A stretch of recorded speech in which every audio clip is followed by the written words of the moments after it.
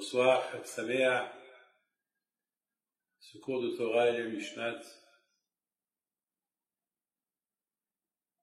Sivan Ben Moshe et Hélène Veil, Zichrono Livracha, un jeune de 20 ans, et Henri Makhlouf, Midjora Bergera Al-Bashalom, on l'appelait Henri, Marlène Meya Batiliaou, et ma belle-sœur Régine Zohara Bat Mahjouli, Zichrono Livracha, et Yamil Ben Moshe, et Suzanne Sultana Bat Nina, Zichrono Livracha.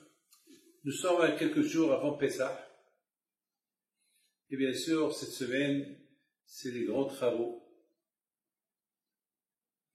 La cachérisation des maisons, même pour ceux qui voyagent à l'étranger, qui doivent passer Pessah ailleurs, ils ont l'obligation de nettoyer leur maison, d'annuler le Hametz, de vendre le Hametz. Pas oublier tout cela. Mes amis, pourquoi on fait Pessah? Pour se souvenir de la sortie de l'Égypte, du miracle que Hachem a fait avec nous en Égypte. Tout d'abord, nous n'avons pas été assimilés. Deuxième chose, Baruch Hashem, on est resté unis.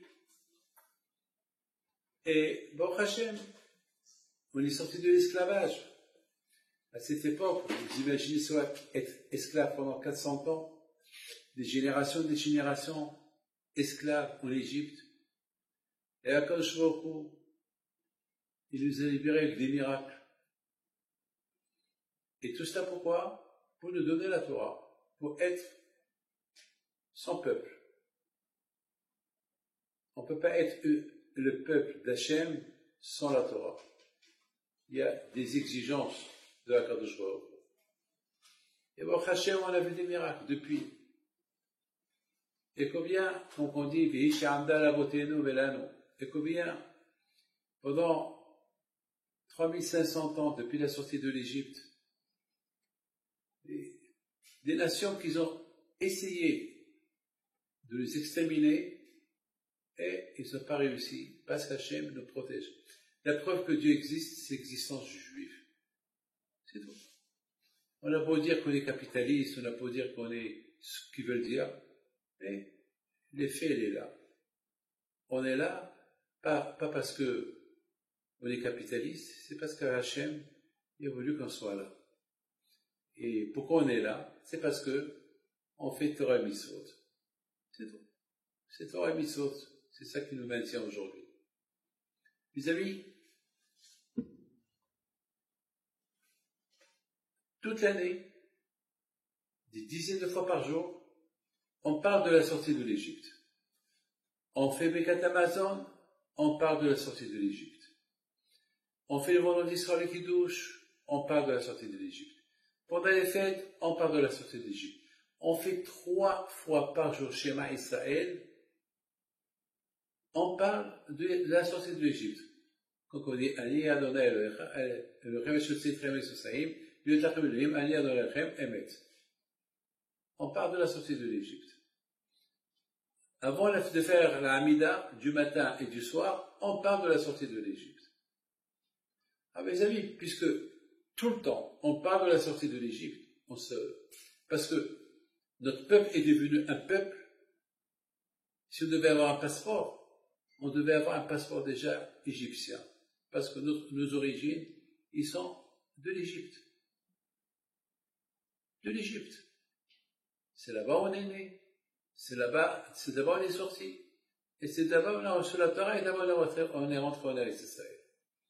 Alors, ce que je ne comprends pas, des dizaines de fois par jour, on parle de la sortie de l'Égypte. Alors, ce que j'ai pas compris, pourquoi la veille de Pessah, alors on fait la Haggadah, on lit la Haggadah, la lecture de la Haggadah, de quoi on parle? On parle de tous les miracles que Hachem a fait avec nous à la sortie de l'Égypte. Chaque matin, lorsqu'on fait Azaché Moshe, on parle de la sortie de l'Égypte. je sais pas, je comprends pas pourquoi Hachem, il a voulu que, après ça, Bigata les Bilcha, c'est écrit, il faut raconter la sortie de l'Égypte. Toute la fête de Pessah, la mitzvah de la fête de Pessah, écoutez bien, la mitzvah de la fête de Pessah, c'est de manger les galettes et de parler de la sortie de l'Égypte. C'est les deux mitzvot principales du Seder. Après, les autres choses, c'est autre. Mais le plus important, c'est Bigata Levincha. Il faut raconter à tes enfants de la sortie de l'Égypte et la mitzvah de manger les galettes. Après, ne pas manger le hamé, tout ça, c'est les mitzvot qui sont automés. C'est ce qu'on appelle un avion. S'il n'y a pas de pilote, l'avion ne peut pas décoller. Donc, toute la fête de Pessah, elle est autour de ces deux mitzvot-là. Elle est autour de ces deux mitzvot. Et après, il y a beaucoup de mitzvot. Vous savez, mes amis, c'est comme par exemple un costume. Un costume, il y a des boutons, il y a des poches. Voilà, c'est les accessoires du manteau. Alors, toutes les mitzvot qu'on fait à Pessah, c'est les accessoires de la mitzvah de la galette, il faut manger la galette, et raconter l'histoire de Pessah, de l'histoire de la sortie d'Égypte. Alors, ma question, elle est, mais on connaît l'histoire, on la répète chaque jour, chaque jour, chaque jour, chaque jour. Pourquoi Hachem nous a donné une nuit qui s'appelle le Seder, la Haggadah, on parle de la sortie de l'Égypte. Pourquoi? C'est ma question. C'est une question c'est une question. Les amis, il faut savoir une chose. Que chaque jour, on parle de la sortie de l'Égypte. Ça, c'est global. C'est-à-dire, on parle des miracles que Hachem il a fait avec nos parents il y a 3500 ans, lorsqu'on a quitté l'Égypte. Mais à Pessah, c'est une fête de famille. Vous avez compris? C'est pas une fête. Écoutez bien, chaque jour, on parle de la sortie de l'Égypte. Mais c'est pas une fête. Vous avez compris? C'est pas une fête. C'est comme par exemple si je vous dis, j'ai 73 ans, chaque jour je répète, j'ai 73 ans, mais les jours de mon anniversaire, je vais dire, aujourd'hui, j'ai 74 ans. Ah, j'ai dépassé les 73 ans. Ah, alors on fait une fête. La fête de Pessah, c'est la fête de la famille. Vous avez compris? C'est la réunion. Et on parle de la fête de Pessah. C'est la fête, c'est pas une fête de mémoire, mais c'est la fête de la journée. Ça veut dire, c'est l'anniversaire. Ça veut dire, la veille de Pessah, on parle de notre sortie personnelle. Personnelle. C'est pour ça qu'on dit dans la Haggadah, Hayav Adam le'ot et atzvo kilu yatzal mitzrayim. Chaque juif, il a l'obligation, écoutez bien ce que je vous dis, il a l'obligation d'imaginer, de penser comme si c'est lui qui est sorti de l'Égypte. Pendant toute l'année, on ne le fait pas. Toute l'année, on se rappelle du passé. Mais ce soir, on se rappelle du présent. Ce soir, on se rappelle, Hayab, chaque juif, le soir de Pessah, il doit dire, j'ai quitté. Il faut qu'il se donne une idée comme c'est lui qui est sorti. C'est-à-dire que chaque année, la veille de Pessah, à quoi on pense? On pense que j'ai quitté l'Égypte. Je suis sorti de l'Égypte comme ce soir. Et comme si moi, si j'étais parmi eux, et j'ai quitté l'Égypte. Mes amis, toute l'année, on parle de la sortie de l'Égypte. Mais, pas plus, on n'a pas cette réaction de dire, eh ben, oui, moi aussi j'ai quitté l'Égypte. Non, et qu'on se souvient. Mais la veille de Pessah, c'est pas on se souvient. La veille de Pessah, on va s'imaginer comme si c'est nous qu'on est sorti de l'Égypte. Sur ce, mes amis, je vais vous raconter une histoire spectaculaire. Une histoire que j'ai écoutée hier. Vous savez que la sortie de l'Égypte, c'est pas avec 3500 ans.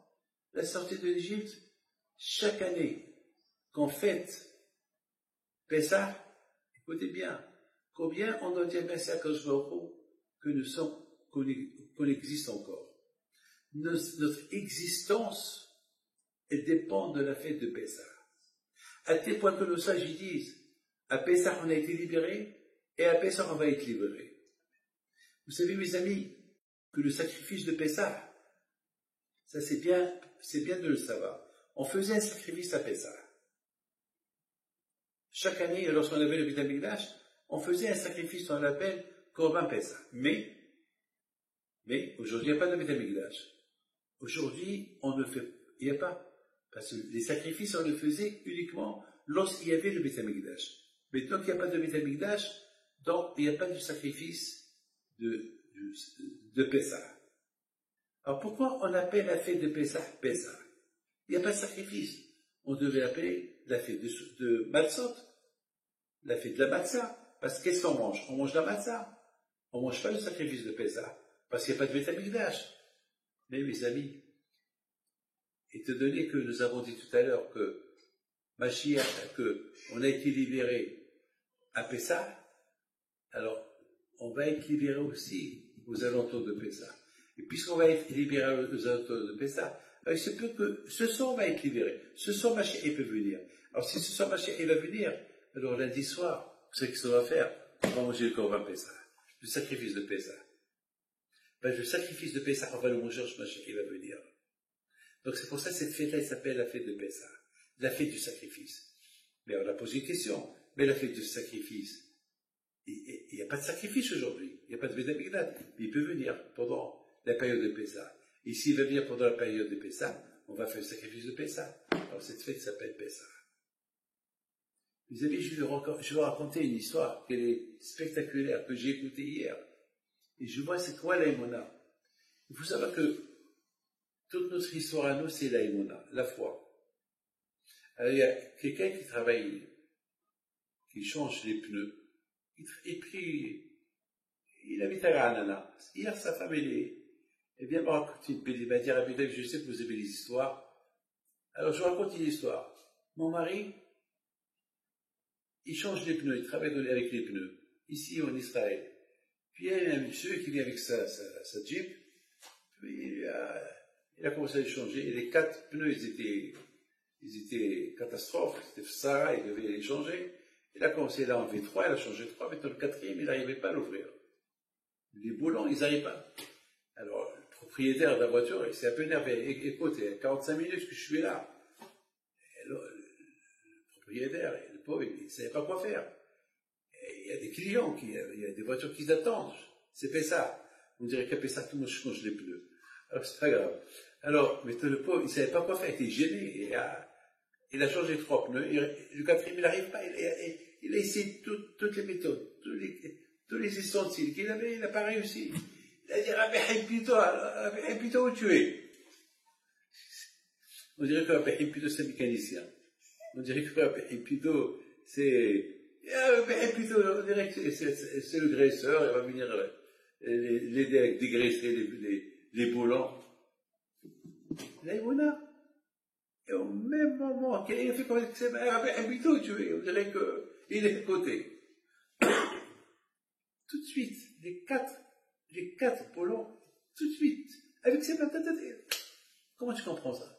L'aïmouna. C'est pour ça qu'on dit, merci Hachem pour le miracle que tu fais avec nous chaque jour. On a tous vécu le miracle du samedi soir. Ici en Israël, on a vécu le samedi soir, le miracle. On nous a dit, il va y avoir des sirènes, on nous a dit, il va y avoir ça, on nous a fait peur, il va y avoir ça, il va y avoir ça, il va y avoir ça, il va y avoir ça. Et grâce à Dieu, toute la nuit, à un moment donné, j'ai dit, bon, ça y est, on a prié, on a fait Télim. On dirait il y a un de nos élèves qui m'a dit une phrase, une belle phrase. Il m'a dit, Rabbi David, à Pessah, c'est quoi le miracle de Pessah? Pessah, c'est du verbe Pessah, sauter.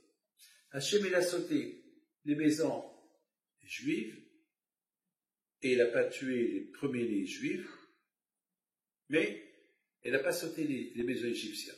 Là, les Égyptiens, il y avait là-bas un premier-né, il est mort. Alors, il raconte, il a dit, on a vu les missiles passer, on dirait qu'ils sautaient les maisons. Ils sautaient, on dirait qu'on a vu Pessah. C'est quoi Pessah? Pessah, c'est passe, en anglais on dit Passover. Il passe, il va de l'autre côté. Et voilà, c'est les missiles qu'ils ont passés, mamash, ils ont traversé tout Israël et ils devaient tomber en Israël. Ils ont, bon, avec les Hachem, on verra encore des miracles comme ça. Mais on dit dans la prière, merci Hachem pour les miracles que tu fais avec nous chaque jour, chaque jour. Il y a des miracles qu'on voit, il y a des miracles qu'on ne voit pas. On dit que le Mashiach, il va venir si Dieu veut, écoutez bien ce que je vous dis. On va faire que des sacrifices de remerciement. Parce qu'aujourd'hui, il y a tellement de miracles qui nous arrivent, mais on ne voit pas. Ils sont cachés. On ne les voit pas. Jamais j'oublierai. Une fois, j'étais au Mexique et je devais prendre un avion Mexique, Washington, Paris. Et on prend l'avion du Mexique à Washington et à Washington, on a eu des retards de presque 8 heures de retard. C'était quoi la raison? C'est parce que l'avion, il avait un grand problème, ils n'avaient pas d'autre avion, et il fallait réparer tout l'avion. Alors j'ai posé une question. J'ai dit, mais attends, mais avec cet avion, on a atterri. Comment on a atterri? On est venu du Mexique avec cet avion, et maintenant, au moment où on est resté 1 heure à l'aéroport, au moment de décollage, tout d'abord, il y a eu ce problème-là. C'est quoi ça? Vous savez, il y avait là-bas une hôtesse, elle a dit, eh bien, on a échappé belle. Comme ça, elle a dit, on a échappé belle. On ne comprend même pas comment l'avion, il a décollé, comment il a atterri.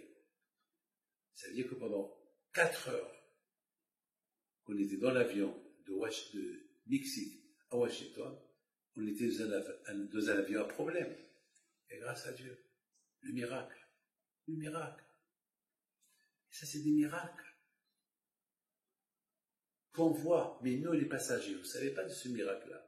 Personne n'était au courant. On ne nous a pas mis au courant. Une fois, je devais aller une fois à North Carolina, aux États-Unis. Écoutez bien, l'avion, il devait atterrir. Et voilà. On était à presque alors j'adore moi l'atterrissage. J'aime bien voir comment l'avion atterrit. Bien sûr, c'est un peu dangereux, mais avec la chaîne.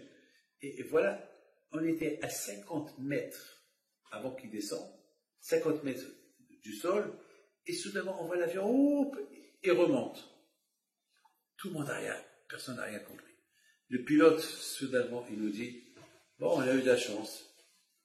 Presque, on a atterri sur un autre avion. Beaucoup de fois, il y a des erreurs dans les aéroports. Pourquoi? Des erreurs humaines. Voilà, encore un miracle. Mes amis, lorsque Mashiach va venir, on va découvrir des milliards de miracles qu'on a eus pendant notre vie. Et nous, on n'était pas au courant de tout ça. Et on va dire merci à Kadosh Baruch Hu. Alors on va découvrir, et on va dire que merci à Kadosh Baruch Hu. C'est ce qu'on dit dans la prière. Des centaines de milliers, de millions de miracles on vit chaque jour. Vous savez ce que les Chachamim disent? Nishmat kol hay. C'est quoi Nishmat kol hay? Combien on doit dire merci à Kadosh Baruch Hu pour chaque seconde qu'on respire. On respire. Il y a le cœur qui bat, il y a le cerveau qui fonctionne. Combien, beaucoup de fois j'ai fait des examens du cœur, et tu entends comment le cœur il bat. Pam, pam, pam, pam, pam, pam, pam. Il s'arrête pas. Toute une vie que tu vis, si tu vis 120 ans, il va pas s'arrêter. Parce que s'il s'arrête, c'est la fin. Et chaque seconde, c'est des miracles. En tant que, mes amis, chaque seconde, c'est des miracles en vie. Mes amis, la fête de Pessah, la veillée de Pessah, lorsqu'on s'assoit tous à table, vous voyez cette belle table, la première réaction que vous avez, waouh, pendant 1 mois, j'ai travaillé, j'ai fait les achats, cachérisé par tout ça pour cette table. Ben oui, cette table de Pessah, elle signifie tout le judaïsme. Il signifie, il nous rappelle cette table de Pessah, c'est l'enseignement et c'est toute l'information du juif, elle est sur cette table de Pessah. Dans cette table de Pessah, on va raconter une histoire. On va raconter une histoire. Peut-être il va y avoir un de nos enfants qui va dire, mais papa, quelle preuve tu as ce que tu es en train de nous raconter? Qu'est-ce que je veux lui dire? Mon fils, tu écoutes, après tu verras les preuves. Maintenant, tu écoutes, c'est tout. C'est comme ça que notre papa il nous a éduqués.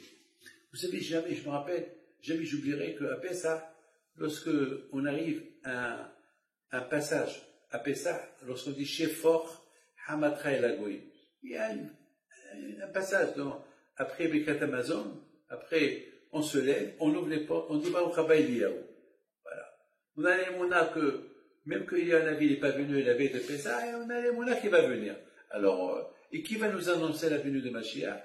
C'est il y a un avis. Alors on ouvre la porte et on dit Baruch haba Eliyahu. Et je me rappelle, beaucoup de fois, lorsqu'on était petit, on posait à notre papa, à la Shalom, des questions. Papa, est-ce que tu as vu Eliyahu? Parce que lui se lève, on se lève tous derrière lui, moi, Rabbi Haïm, et tout le monde se lève derrière lui, et on va jusqu'à la porte, et on regarde derrière, est-ce qu'il y a Eliyahu en avis? Et mon père, Baruch haba Eliyahu, Baruch haba Eliyahu, et on pose à papa, est-ce que tu as vu Eliyahu? Il est là, nous on ne le voit pas. Il nous dit avec une toute simplicité, un jour vous allez grandir, vous allez le voir. Voilà, c'est tout. On a posé cette question. Et maintenant, j'ai 73 ans et demi. Est-ce que lorsque j'ouvre la porte à la baie de Pessah, et je dis chez Fort, comme mon pays faisait, est-ce que je vois Eliyahu? Non, je dis si Dieu, je veux le voir. Ça, maintenant je suis habitué. Je sais que je vais le voir, c'est tout. La veille de Pessah, c'est la veille de la naissance de notre identité. C'est tout. C'est-à-dire que la veille de Pessah, je me considère moi-même que Pessah, que ce soir, c'est la sortie de l'Égypte, et ce soir, je suis en train de sortir de l'Égypte. Toute l'année, on parle de ce qui s'est passé il y a 3500 ans, de la sortie de l'Égypte de nos parents. Mais ce soir, je parle de ma sortie d'Égypte à moi. C'est compris? Je parle de moi. Je ne parle pas de mes parents. Je ne parle pas de mes aïeux. Je ne parle pas de mes grands-parents. Je parle de moi, de ma sortie de l'Égypte personnelle. Si, Baruch Hashem, je suis là ce soir, la veille de Pessah, attablé avec mes enfants, avec ma femme, avec mes petits-enfants, avec toute ma famille, c'est la plus belle chose des choses. Vous imaginez, c'est quoi? On se considère que nous-mêmes, on est sortis de l'Égypte. Vous savez, je raconte une belle histoire, mais c'est dur pour vous de croire ces histoires, mais vous n'avez pas le choix, vous êtes obligés de croire, parce que toute notre émouna, elle est basée sur la émouna. Toute notre émouna, je répète la phrase, toute notre émouna, elle est basée sur la émouna. Toute notre foi, elle est basée sur la foi. Et je reçois une lettre cette semaine. Elle a une lettre. Et cette femme-là, qui me raconte, j'ai reçu 2 lettres qui m'ont beaucoup bouleversé. Non, celle-là que je racontais, c'est passé il y a quelques temps, il y a quelques semaines, et il y a une autre cette semaine. Alors, il y a quelques semaines, c'est une femme qui me raconte. Ça lui a pris du temps pour m'écrire cette lettre-là. Elle me raconte qu'elle habite à New York, elle cherche une maison, et à la fin, Baruch Hashem, elle a trouvé la maison. Elle a trouvé la maison qu'elle veut, à côté de l'école. Et le prix était bien, elle voulait l'acheter, elle s'est arrangée avec le propriétaire. Elle était la femme la plus heureuse du monde. Elle était tellement heureuse et contente. Pour elle, ça y est, ils vont habiter là-bas, si Dieu veut, pour Rosh Hashanah. Pour la fête de Rosh Hashanah, ils vont s'installer là-bas. C'était la maison du rêve. Et voilà, raconté avec mes amis, avant de prendre l'avion pour aller en vacances, mois d'août, elle reçoit un coup de téléphone du propriétaire de cette maison. Il dit, madame, je suis désolé, je ne peux pas vous la vendre. Et cette femme-là était venue chez moi. Elle a reçu la bracha. Et ça fait un laps de temps qu'elle cherche une maison, là où elle voulait, à côté de l'école, à côté de la synagogue, à côté du kasher, il y a un mikvé, il y a tout. On ne peut pas demander plus que ça. Pour elle, son rêve, il a été exaucé, ça y est. Et voilà, on dirait que le monde entier, il s'est effondré devant elle. Elle a commencé à pleurer. Son père, son mari lui dit, il y avait son père aussi, il dit, bon, capara, elle était malheureux, ça veut dire, chaque matin, ça veut me prendre 1h30 pour prendre les enfants à l'école, 1h30 le matin, 1h30 le soir, et la pauvre, elle était de tous ses états. Alors, qu'est-ce qu'il lui reste à faire? Elle allume les vieilles hommes, c'est tout. Est-ce que Pido, il fait le mobilier ou quoi? Pido, il ne fait pas le mobilier. Elle, ça y est, Pido, il faut que tu fais tout, il faut que cette maison, même s'il faut que j'ajoute un peu d'argent, mais je veux que cette maison. Et comme ça, elle m'a écrit une longue lettre, elle parlait de cette maison. Et il continue. Le 5 Elul, c'est l'année de mon père. Elle reçoit un coup de téléphone du propriétaire. Il dit, madame, vous voulez toujours acheter? Je dis quoi? Mais vous avez dit, vous avez annulé. J'ai annulé, mais je ne sais pas ce qui s'est passé. C'est le monsieur qui devait acheter. Il a que des problème sur problème. Tout est bloqué. Est-ce que tu veux l'acheter? Bien sûr. Elle était heureuse, elle était contente. Tout de suite, elle a dit oui. Ils sont tout de suite retournés à New York. Ils ont signé. Ils l'ont acheté. Le 5, la bonne nouvelle est tombée le 5 kilos. Un message de Rabbi Pido. Voilà. Je t'ai pas allé. Quand tu as voulu rentrer pour Rosh Hashanah dans cette maison, voilà, elle a acheté, elle est rentrée là-bas pour Rosh Hashanah. Maintenant, il faut que je vous dise une chose. Il y a beaucoup de gens qui sont soucieux. Et si je ne travaille pas Shabbat, avec quoi je vais vivre? Et si je ne travaille pas pendant les fêtes, avec quoi je vais vivre? Et cette fête de Pessah est au milieu de la semaine, et la Parnassa, et ça, écoutez bien. Ce que Hachem a prévu pour vous, personne ne peut vous le prendre. Et même si quelqu'un l'a pris, il va vous le rendre. C'est tout. Il y a une femme qui a perdu sa montre. Elle était dans tous ses états. Une montre qui coûte très très cher. Elle coûte presque $100 000. Elle a des diamants tout. Et la pauvre, bien sûr, elle n'est pas la pauvre, elle est riche, c'est l'Indien. C'est le montre de $200 000, elle n'est pas pauvre. Mais pour vous dire, elle a dit à Hachem, je veux retrouver cette montre-là, et je vais la vendre, et l'argent, je les donne à la tzedaka. Elle m'appelle. Elle me dit, Rabbi David, voilà, je la trouve, je vous la donne. Je dis, madame, non, déjà, vous n'allez pas la trouver, parce que celui qui la trouve, il ne va pas vous la rendre. Alors, et en plus, c'est pas la peine, il ne faut pas promettre des promesses que il se peut que vous allez changer d'avis. Non, non, Rabbi David, je vous la donne, je vous promets, j'ai envie de la trouver. Eh bien, elle l'a trouvée. Voilà, Kavos. Elle a voulu me la donner, je n'ai pas voulu l'accepter. J'ai dit, une femme, qu'elle a cette émouna, qu'elle est capable de donner sa montre à la tzedaka, je ne sais pas, je dis, prends-la, Hachem il a accepté ta prière. C'est que tu es bien devant Hachem, et malgré tout, cette femme-là, elle est en train de vendre cette montre-là, je ne sais pas si elle l'a vendue ou pas, je lui dis, alors distribue l'argent de la tzedaka. Et la émouna, la source de la émouna, elle commence à Pessah. Vous avez compris? Parce qu'à la veille de Pessah, lorsque vous allez tous être attablés autour de la table de Pessah, et vous allez raconter des histoires qui se sont passées il y a 3500 ans, les portes du ciel, ils sont ouvertes. Tu sais qu'est-ce qu'il dit? Rabbi Shimon bar Yochai dit comme ça. Il dit que la veille de Pessah, de la même façon que ici en bas on est content, là aussi ils sont contents. Là aussi ils sont contents. Et tellement que là-haut ils sont contents, parce que Hachem il dit aux anges, les malachim, descendez en bas, allez-y voir qu'est-ce qu'ils font, mes enfants. Allez-y voir qu'est-ce qu'ils font. Et les malachim ils viennent dans ce monde-là, ils rentrent chez vous. Tous ceux qui m'écoutent ce soir, ils vont rentrer chez vous. Ils regardent comment vous êtes attablés et vous parlez des miracles qui se sont passés il y a 3500 ans. Et à la fin, qu'est-ce que vous dites? Vous dites à la fin que chacun, il se lève et il dit, eh ben, merci Hachem de m'avoir délivré de l'Égypte.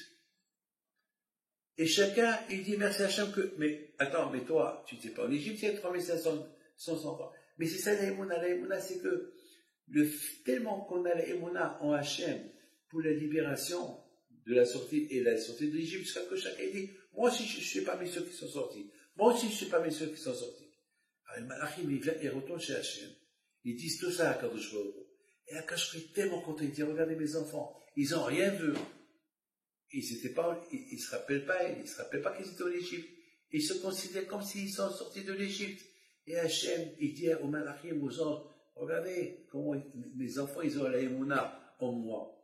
Alors, à Pessah, Akash Baruch Hu, il signe un décret de libération pour toi, Am Israël, de protection pour toi, Am Israël, à la veille de Pessah. C'est-à-dire que la veille de Pessah, c'est la nuit où les portes du ciel ils sont ouvertes. Et Abraham, Isaac, Yaakov, Moshe, Aaron, tout le monde est debout, tout le monde est là. Tous les tzadikim, tous les nishamot de tzadikim, ils sont là. Et l'ordre est donné de faire des miracles à chacun de vous. L'ordre il est donné de faire des miracles à chacun. Vous savez que la veille de Pessah, mon frère, Shalita, Rabbi Pinto, mon grand frère, il est né la veille de Pessah. Comme ce lundi soir, il est né. Et mon père, il a fait de ça une histoire. Mon père, il a fait de ça une histoire. Mais c'est quoi l'histoire de mon père? Il a dit que la veille de Pessah, c'est là où ils sont tous les bonnes gézérots qui sont signés. Comme ça, il a dit. Il a dit, et celui qui va naître la veille de Pessah, c'est des grandes neshamot. Comme ça, il disait, je me rappelle, jamais j'oublierai ces mots saints qu'il disait. Moi, grâce à Dieu, j'ai eu un grand miracle à Shabbat Agadol. Avant Pessah, je me rappelle, j'étais jeune, je courais derrière les chats. Et j'étais jeune, je faisais la collection des chats. J'avais une grande chambre à la maison de Rabbi Pinto, et j'étais un amateur des chats. J'avais de toutes les couleurs. Et les petits chats, les grands chats, les moyens, toutes les races, je les avais. Et mon père, la Shalom, il savait même pas ce qui se passait là-haut. Et j'ai eu un grand miracle. C'est que j'ai vu un chat la veille de Shabbat. C'était la veille de Shabbat Agadol, comme ce samedi-là, comme ce Shabbat-là, qui s'appelle Shabbat Agadol. Et j'ai couru derrière ce chat, il est monté les escaliers, je suis monté derrière lui, et hop, on arrive dans une terrasse. Je ferme la porte de la terrasse, je cours derrière le chat. Mais il y avait là-bas il y avait un trou par où la lumière est rentrée à la synagogue du tzaddik Rabbi David Blazan. Il y avait là-bas une verrière. Alors il faut faire attention à ne pas marcher sur ce verre-là. Tu marches, tu tombes dans la synagogue. Souvent j'allais là-bas, mais je faisais attention. Mais là, j'étais concentré dans le chat, je courais derrière le chat, bon, je suis tombé. Et grâce à Dieu, j'ai eu la vie sauve. Je me suis accroché. Je ne sais pas combien de temps, je ne peux pas vous dire, je ne me rappelle pas. J'avais 6 ans, 7 ans, je ne me rappelle pas. Je ne peux pas vous dire. Et grâce à Dieu, il y a eu des femmes qui sont venues à la synagogue pour allumer les veilleuses. Ils ont vu le corps, mon corps, vite ils sont montés. Et bon, Hachem, ils m'ont sauvé. Aïe, aïe, aïe, je ne peux même pas penser une minute. Qu'est-ce qui aurait pu m'arriver? Aïe, aïe, aïe. Et bon, Hachem, je suis vivant. Oh, Hachem, je suis vivant. Mon père, à ce moment-là, il était en train d'étudier la Torah. C'était à peu près 1 heure avant Shabbat. Alors j'arrive à la maison, on m'a apporté à la maison. Mon père, il pleurait. Il était heureux de me voir. Il dit, mon fils, sache, celui qui t'a sauvé, c'est grâce à la Torah que j'étudie. C'est grâce à la sortie de l'Égypte, c'est Shabbat Agadol. C'est le Shabbat des miracles. C'est grâce à ça, c'est ça qui t'a sauvé. C'est pas Rabbi Pinto qui t'a sauvé. C'est pas le mérite du tzaddik Rabbi Pinto. C'est la Torah. C'est le Pessah. à Pessah, tous les décrets, les bons décrets, ils sont signés à Pessah. Et tous les mauvais décrets, ils sont annulés à Pessah. Les amis, n'oubliez pas que le miracle de Esther, c'est à Pessah que ça s'est annulé. Lorsque Haman, il a voulu tuer tous les Juifs. Quand Esther, il a demandé au roi Hachvérosh d'annuler la Gézéra, pendant les 3 jours de Pessah, les Juifs, ils ont jeûné. C'est à Pessah que ça a été annulé, la Gézéra de Haman. À Pessah. Il y a beaucoup de Juifs, ils ne sont pas au courant de ça. Donc Pessah, mes amis, c'est le miracle personnel. C'est le début du miracle personnel pour toute l'année. Et commence à Pessah. C'est pour ça, mes amis, on dit, chacun, il doit avoir cette sensation qu'il a été libéré de l'Égypte. On ne va pas parler de nos parents. Ça, chaque jour, on rappelle la sortie d'Égypte de nos parents. Mais à Pessah, c'est notre sortie personnelle de l'Égypte. Chacun, il doit dire, si mes parents n'ont pas été libérés, moi, je n'aurais pas été libéré. Ça veut dire que maintenant, si je suis libéré, c'est comme c'est moi qui ai été libéré. Et lorsqu'on a cette émouna, qu'on a été libéré, que chacun de nous a été libéré comme ce soir, et chacun il se prend exemple qu'il a été libéré ce soir à la sortie de l'Égypte, alors qu'il efface tous les décrets qui vont arriver. Mes amis, je voudrais simplement terminer avec une phrase. Quand j'étais à Natania, je recevais les gens. C'est belle histoire que je vais vous raconter. Je reçois un rabbin. Il a à peu près 25-26 ans. Il étudie au collège. Il vient, il me regarde, il me dit, ça fait longtemps que j'attendais vous voir et vous connaître. Je connais uniquement par des photos, mais je ne vous connais pas. Il me dit alors, maman, elle parle de vous tout le temps, comme ça, il me répète. Je le regarde, il me dit, je peux vous dire quelque chose? Je dis pas. Il me dit, une fois vous avez fait un cours à Paris, un grand cours, et les jeunes passaient devant vous pour recevoir une bracha. Il y avait un groupe de filles. Et dans ce groupe de filles, il y avait ma mère, mais ma mère, elle a pas voulu vous approcher parce qu'elle portait un pantalon. Et elle n'avait pas d'autre moyen que de passer à côté, mais elle s'est un peu écartée, elle s'est cachée derrière d'autres femmes pour ne pas vous approcher parce qu'elle avait honte, elle était en pantalon. Il ne savait pas qu'il fallait venir il ne savait pas. Et vous, Rabbi David, vous l'avez vu, vous l'avez appelée, vous avez pointé sur elle, et vous l'avez. Ma mère, elle avait honte de venir, et vous avez compris pourquoi elle avait honte de venir, et vous avez dit à quelqu'un, donnez-lui votre manteau et qu'elle approche. Elle a approché, et vous lui avez dit, un bon mazal, et vous l'avez béni, qu'elle soit toujours dans la Torah. Ma mère, ça l'a travaillé ce que vous lui avez dit. Elle raconte à tout le monde comment Rabbi David, au lieu qu'il me rejette, il me rapproche, il m'amène vers lui, il me fait une bonne beracha, et tout le temps, elle raconte cette histoire à tout le monde. Finalement, à force de raconter cette histoire à tout le monde, elle a fini par devenir religieuse. Elle s'est mariée avec un rabbin, un avrer, et je suis le seul garçon du fruit de ma mère. Donc, si je suis ce que je suis, par rapport à la façon comment vous avez rapproché maman vers Dieu. Mes amis, pour moi, c'est ça le miracle. du miracle, le plus grand miracle des miracles, c'est pas des choses miracles, magiques, waouh, des choses au-delà du temps. Le plus beau miracle, c'est la émouna, de vivre la émouna et de retourner vers Hachem. Pas des phrases, c'est ça le miracle. Les amis, à Pessah, c'est la porte. La porte de la émouna, c'est à Pessah. Parce que à Pessah, on dit, chacun de vous, il dit, eh ben, chacun doit se considérer comme s'il a quitté l'Égypte. C'est-à-dire que moi, David Pi, lundi soir, je vais lui dire, eh ben, Hachem, merci de m'avoir libéré de l'Égypte. Attends, mais c'est une histoire qui s'est passée à 3500 ans.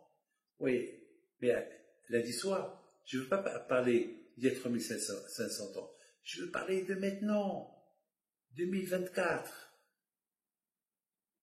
Merci Hachem de m'avoir libéré de l'Égypte. Merci.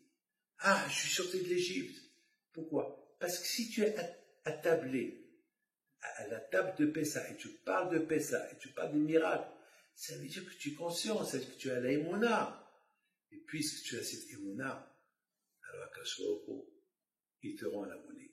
Tout ce que tu demandes, il te donne. Mes amis, quand on voit les miracles, si Dieu veut, on a besoin de miracles. On a besoin. On a beaucoup besoin. On a besoin de la paix. On a besoin des bonnes choses. On a besoin de la stabilité.